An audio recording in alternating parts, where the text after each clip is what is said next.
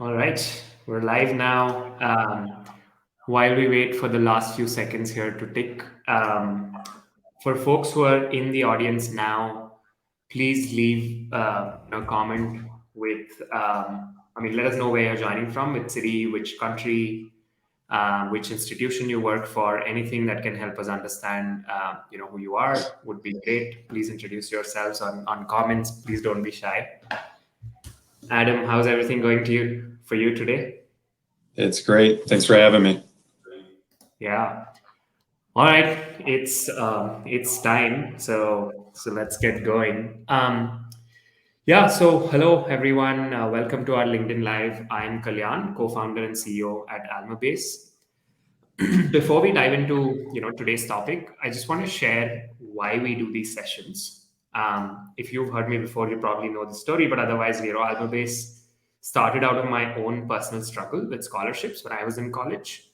And therefore, our mission at Almabase is to make education affordable to everyone. And we do that by helping every school turn unengaged alumni into supporters for life.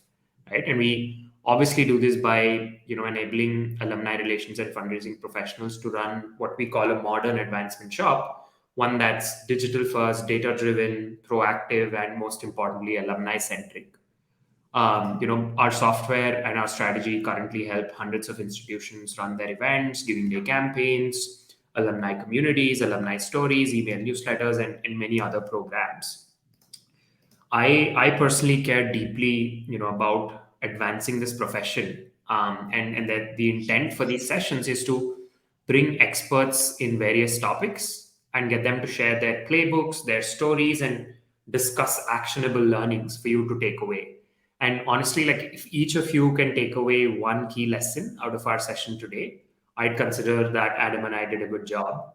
And just to be clear, we will not be trying to sell you Almabase during the session. But obviously, if you're interested, feel free to reach out. And speaking of experts, I'm delighted to be joined by Adam Platzer today. Adam is the AVP for College Advancement at Rochester Institute of Technology. Go Tigers!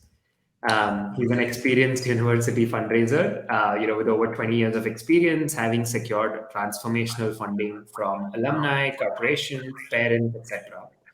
He developed, cultivated, and closed a $50 million gift in collaboration with the university leadership, and that was the largest philanthropic donations in RIT's history.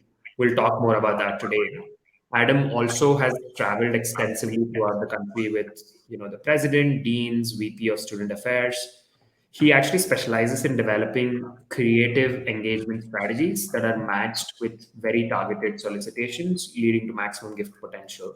He also recently started Forward Fundraisers in 2018. So, Adam, once again, incredible achievements. Thanks a ton for taking the time to talk to us today. Yeah, thanks a lot for having me. Awesome. All right. So I can clearly see more and more people tuning in. Once again, please introduce yourselves on comments. Just let us know where you're joining us from, which institution you work for. That'll be super helpful. Um, so to dive into today's topic, is how to cultivate a major gift. Here's what we're going to be talking about in the next 25 minutes or so. We'll start by diving into the story of the $50 million gift that I spoke about that Adam helped raise. We'll understand the key lessons learned from that experience. We'll also talk a little bit more about how the different units of the RIT advancement team and broadly the university work together to make this magic happen. And finally, Adam has an amazing prospect action plan workbook that I think you should all see. So we'll get into that. Adam, are you ready to roll? Yeah, definitely. Awesome. All right, let's start with that. With the story of the $50 million gift. Can you walk us through what happened, how you developed it, how you ended up raising that gift? Any information that'll be useful for the audience. Yeah, definitely. At first, I'll just give a little background on RIT because that kind of sets the stage. I mean, RIT is an unbelievable university in upstate New York that it has, art, design, technology, computing, engineering, business school, and all these combine into this ecosystem of innovation and entrepreneurship that just make a really unbelievable culture of just building and creating. And it's just, I'm biased obviously, but I think it's a great place to go, and a great place to work and be a fundraiser. And that kind of sets the scene for how we got this gift, because it's very entrepreneurial based. And I mean, the first thing that must be said is, like, I was just a piece of this, getting this gift. It wasn't just me. There was a lot of people across campus in my division, and you'll hear it as I talk through it. But it was a huge cross campus effort, and that's the key to any big gift. I think you have to get so many different touch points from key people at your university to be involved and help move the relationship forward. And that's what we did with this donor. And I think two of the other keys are, we really created value for this donor. He saw us as a value in terms of how we could help him and the company he was building. And we really just tapped into his passions, which were entrepreneurship and this company, which was kind of his baby, I would say. But just to start, like, this alum was very young. He wasn't the greatest student, which is a lot of entrepreneurial stories.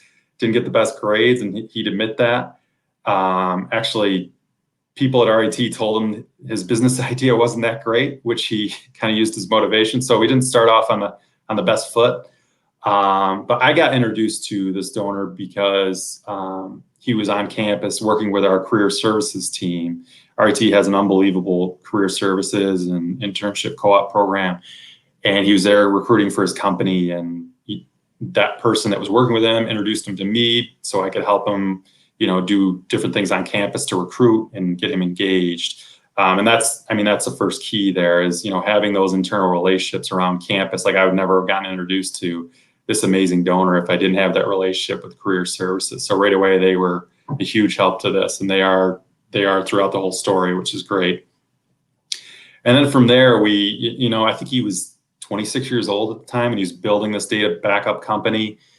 And really, we took a two-pronged approach, because he, personally, he really liked entrepreneurship, and, we wanted to engage him in that fashion. And then professionally, he just had, he's building this business, and our university had a lot of things that could help him build this business, which is great.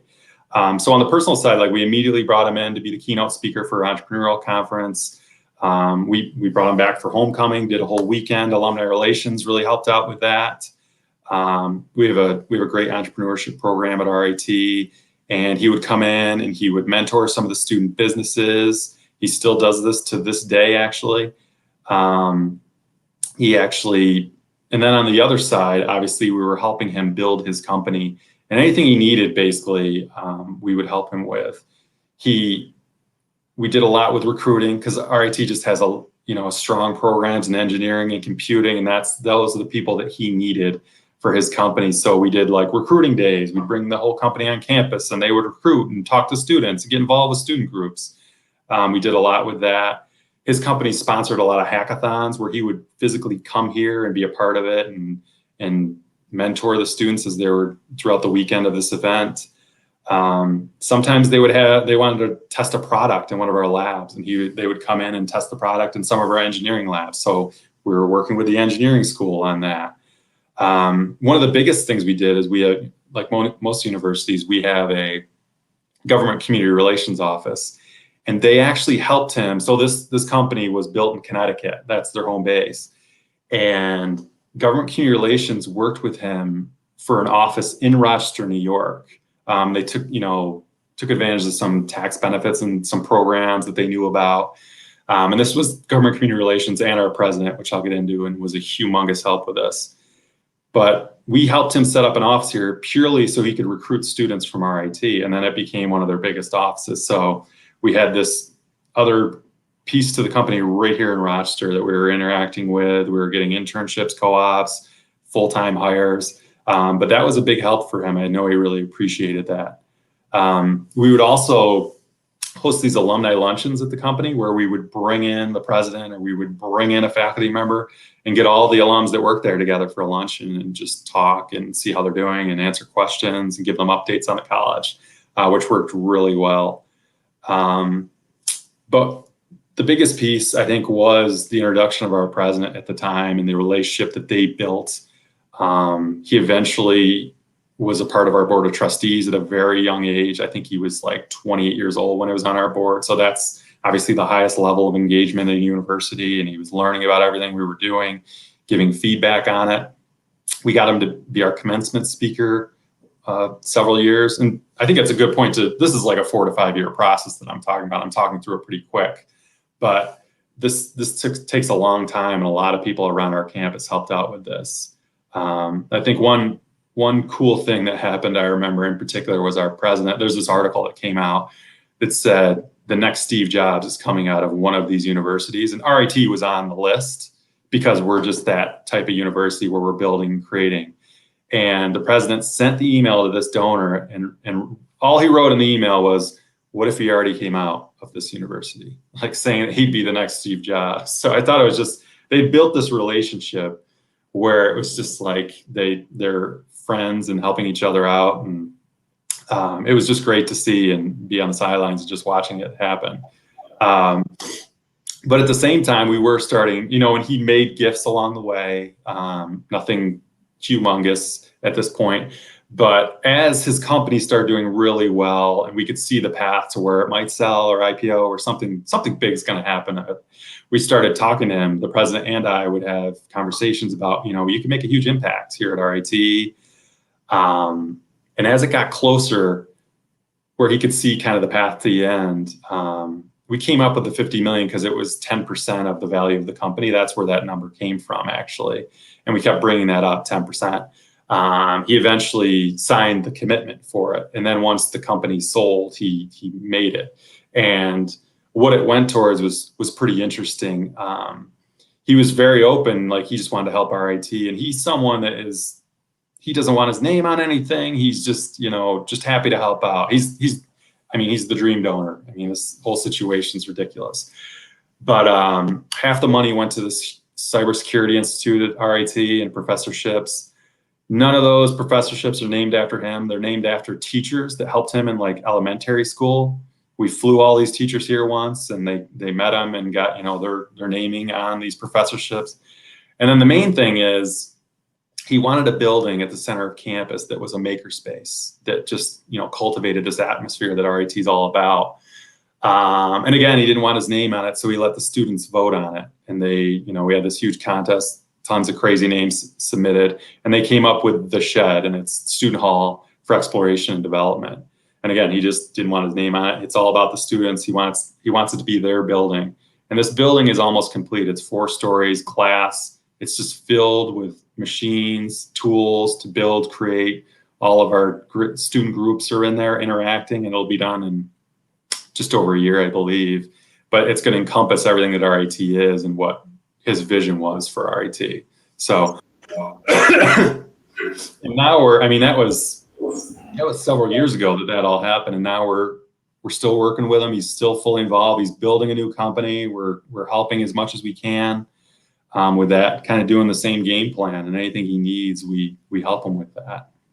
But again, this isn't a fundraiser who books this gift. It's a whole campus and a whole division that gets together and, is really on board with this. And I was lucky RIT had great people. We still do. Leadership that could help follow through with this. And we have leadership now that are keeping it going, with this prospect. So obviously great opportunity to be a part of. Yeah. That is such an incredible, story in so many different ways. And for me, at least, the key takeaways are, as they say, it takes a village to be able to raise a gift of that size, right? And clearly in this story, you're talking about how advancement and career services and the president and the professors and like everybody played their part to be able to, get to that point. The other thing that stood out to me as a key takeaway was like how you focused on creating value for so many years, right? So you were sowing the seeds in some sense of that relationship for so many years before you necessarily got value back per se, right, in the form of gift, right? And I think that again, like as an entrepreneur myself, I know how much I would have appreciated, my alma mater doing all of that to help me grow my business. I would certainly be grateful about that. So that's amazing as well. And the fact that you got really involved early, right, in his journey, I'm sure means a lot to him, and not after he was successful, right? So that's, I think, another like interesting, learning from this story for me. What's the I mean, if you were to sort of summarize your key learnings out of this experience, apart from what we just spoke about, is there anything else that I missed out that you think the audience should make a note of? Yeah, and I think it goes back to the value-driven engagement, because I always tell people on my team, like, we're not the highest priority in a prospect's life. We're probably on the lower end. So what are you doing to create that value where they see your email and they respond to it, or they want to meet with you? Like, I think you got to do a lot. And for me, it's all about follow-up and rapid follow-up. I always like to say, like, shock your prospects with how quick you follow up with them. So in a meeting, you have 3 to 4 action items. If you get back to them in the next couple hours with answers to all those or connections they need at the school, like, do that just a couple hours after the meeting, and they'll see that, oh, this is a valued relationship. This is, it's not just one-sided, them asking me for money. You have to do that, or you're not going to build a good relationship. And you have to do that over a sustained period of time, or it's not going to lead to much. So to me, that's the biggest thing, is follow-up is what builds these relationships, because the people we're dealing with are so successful and they have so much, they have family, they have jobs, they have all these things, other organizations. Like, what are you doing to stand out from all that? What are you doing to create that value is the biggest thing I see. Yeah. Yeah. I've always believed in that framework of, like, create value before you seek value in return. And, obviously, again, your experience corroborates with that. And I love the shock them with the follow-ups kind of framework, because, like, if you can essentially get your entire team to be focused on, like, really creating value and be quick about it, Right. nothing like it, because I'm sure prospects appreciate that, quite a lot. Can you dive deeper into maybe also any other stories that you can share in terms of how you're creating value for alumni beyond just this particular alum, right? Like, broadly with the other prospects that you're dealing with, what are the other ways in which you're creating value for them? Yeah, and I mean, a lot of it is career based, because everybody, RIT alums are very career focused. So it's, how we are helping their companies, or how we're engaging them for them to further their careers. Maybe it's connecting them to a faculty that is an expert in their industry that can help them out, or getting them on an advisory board where they can meet other people that are very successful. And I think that's one of the biggest things I like to do is, especially with entrepreneurs, they always want to meet other entrepreneurs. So we have just tons of successful entrepreneurs that came out of RIT. They all want to meet each other. So when you can say, hey, look at this list of people, I can introduce you to any of these people, and they can, we just had an alum, he's got a company that's doing so well in Brooklyn, and he came to us and was like, I really want to take this month and talk to some very successful people, because I'm leading this company. It's a lot, I need help. So we gave him a list of like 15 people that are extremely successful from RIT. He chose 4. I reached out to them and I said, hey, this person would like to meet you. Those alums got back to me instantly and said, we'd love to help out. And they met with them. And I mean, that's going to go a long way with that alum, that, we helped him in that way and get, connected him. And I think that's a big one, connecting with other alums that are successful and that can help you out. Yeah. Yeah, how do you actually go about, because what you're doing there with each of these prospects seems like a lot of effort, right? A lot of resources on your side to be able to actually provide that kind of value to each of your prospects, right? How do you, I mean, maybe for other folks listening here on this conversation, how do you make the case for having the resources to be able to do this, and how do you prioritize? How do you make sure you're spending the time in the right places? How do you think about that? Yeah, that's a great question. I think and this is me, this is our whole team at RIT, and our leadership, our VP, the AVP above me, they're unbelievable, by the way. And they just keep us focused on, these top people. And that's our focus, is like moving these top people. I mean, you can't cultivate and engage everyone, but who are the top 20%, 10% that you're going to move them? They're going to make gifts this year or next year. And then we build around that. And that's how we work. And that's how we partner. Like, when you say, like, partner with alumni relations, well, let's do an event with someone that's in that top 20 as the speaker, and then we can invite other people to it. So everything is just like, are we going to do this dinner? Are we going to do this event? Well, who's affected in that top 20%, that we want to get engaged, or maybe it's not worth doing. So it's just kind of it's a laser focus on that. And that's kind of the culture that we have. And again, I can't say enough about the leadership at RIT and advancement in terms of how we're working and the success we're seeing right now. But it's all about that focus on the top 20%. I think that's really interesting. I'd love for you to sort of go deeper into the interplay between the different units of the advancement team, like alumni relations, annual fund, major gifts, advancement services. Like, how do you all work well together to be able to create this magic? Yeah, and I think there are a lot of shops where these areas are kind of siloed, which is a humongous mistake. But I think it all builds from, I mean, I don't want to push major gifts too hard, but you have the 20%, and then you're working with all the other areas to, annual fund, you're working with that group to fill the pipeline for the next people that will become that 20%. You're working, with your prospect research team that's feeding you people that are, could be the next 20%. And you're working with alumni relations on events and activities and boards that engage that top 20%, but also can you do it so you engage those big people and get all the rest in too to maybe come to a talk or something like that. But I think you just need to have that focus, and then everything else can kind of flow into it, which is kind of what we're doing. I mean, we're doing a lot of great things here, but to me, that's one of the things that really stands out for our success at RIT. Yeah. But how do you think about like the conflict with a lot of advancement shops that we talk to is how much do you focus on sort of immediate returns or like maybe the next 2 to 3 year kind of plans with the specific prospects that you're working with versus also obviously broadly engaging the entire community because you don't know who's going to end up being a great prospect 5 years from now, right? How do you balance that out? Has there ever been that conflict at RIT? I think that's everywhere. It's like, where do you spend your time? And, are you trying to get your alumni participation rate up? Or are you trying to raise more money? I mean, you're trying to get more major gifts. So I think that's constantly happening everywhere. But I think you got to kind of choose. It's hard to do everything, obviously. And that might be the problem some places. But I think at RIT, we're very focused on, what we want to do and it's working. But I think it's getting everybody on board with that. With that goal, and then seeing how you can strategize and work together to move towards that. But yeah, I think that's happened at RIT in the past where we're like, what are we trying to do here? But once you find what your focus is, you'll see the success, I feel like.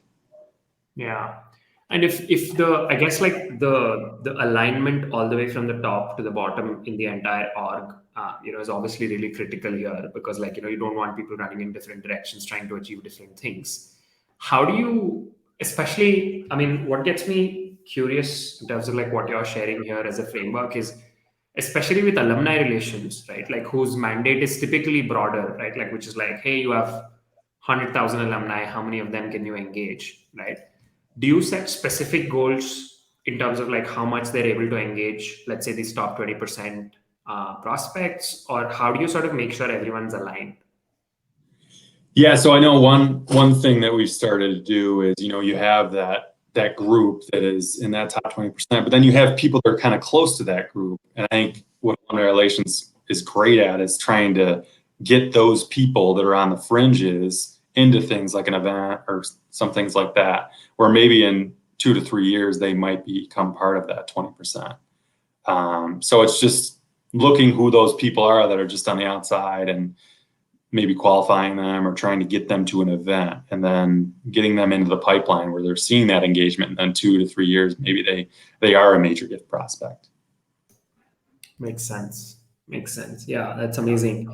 As we come towards the end of this conversation, Adam, one thing like that I definitely cannot miss is I know like the action plan. You spoke about focus, and I think one of the things that brings focus to your team is the action plan workbook that you've created, right? Which makes it very clear for each major gifts officer in your case to be able to understand what they need to be doing. Uh, can you share, the theory behind it, or like, what that looks like, and if the audience, and obviously, just a quick shout out to the audience as well. Like, if anybody has any questions like we're going to wrap up in the next 5 minutes or so. So feel free to leave them on comments on LinkedIn. Yeah, and Adam, would you mind sharing a little bit more about that template? I'm sure everybody will benefit from that. Yeah, so it's something that's kind of, I used to do it like similar, but now we're really doing it in a way from, again, the leadership at RIT in terms of how we focus it. It's basically like you have your spreadsheet of prospects, and then it's who you want to ask for a gift this year, who you want to ask a gift for next year, and maybe who you're having trouble with. We've done some things where there's a next step on it. Like, what do you want to do? Is it, meeting with the president? What's going to move them towards that gift? And it's basically, that's what we do at the beginning of the year. And then that's your focus for the year is those, maybe it's 30 prospects. I mean, that's going to be your main focus for the year. But it's all about this year, who are you setting up for next year? I mean, those are the two big things. And then the good part is, like, you got to share that list. You share that with alumni relations. You share that with the annual fund. So everybody's on the same page and they know what you're doing. Then everybody has the same focus. Like, they know who the important people are and who they want to focus things on, events, other things, boards. But it's a simple document, but it's just everybody doing it keeps everybody focused in the same way. Yeah. Would you be open to sharing this template with the audience here, Adam? Yeah, I could share a blank one that a modified version that we've used over the years. Yeah, amazing. Thank you for that. Actually, for anybody who's listening in right now, if you want a copy of that template, could you just leave a comment saying maybe action plan workbook? So we know who all we need to send it to. So if you're interested in that template, I'd highly recommend it. Just leave a comment here. And just before we get to the end here, let me just see if there are any questions.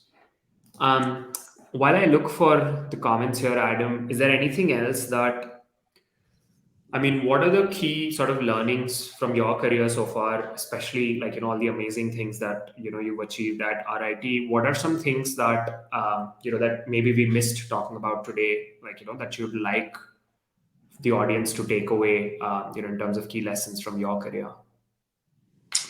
Well, I think it's some of the things that just have been mentioned before is, get as many people that are of interest to the prospect involved with that prospect that can help move the relationship. Don't stay siloed, obviously, in that process. And then just creating value for the prospect through rapid follow-up and value-driven follow-up. I mean, those to me, like, that's it. It's there's a hustle to it, and it's in the end, there's a numbers game with all this, is visits and asks and all these things. But with those things, just providing that value and a deep engagement is what's important, I think. Yeah. Yeah. I think that's a great place to end this conversation. I think value being the key word, give value before you seek value in return. Once again, Adam, I really, really appreciate you taking the time to do this. This has been an amazing conversation, and I hope that, I can see how many people in the audience are sort of requesting that template. So I'm sure that's in demand. And I'm sure everybody's taken away actionable insights from today's conversation. Let's continue the conversation on LinkedIn comments. Adam, if you wouldn't mind checking that over the next few days, I'm sure there'll be additional questions coming in there as well. Definitely. Awesome. Thanks again, Adam. Thanks a ton for taking the time to do this. Yeah, thanks for having me. I appreciate it. Take care.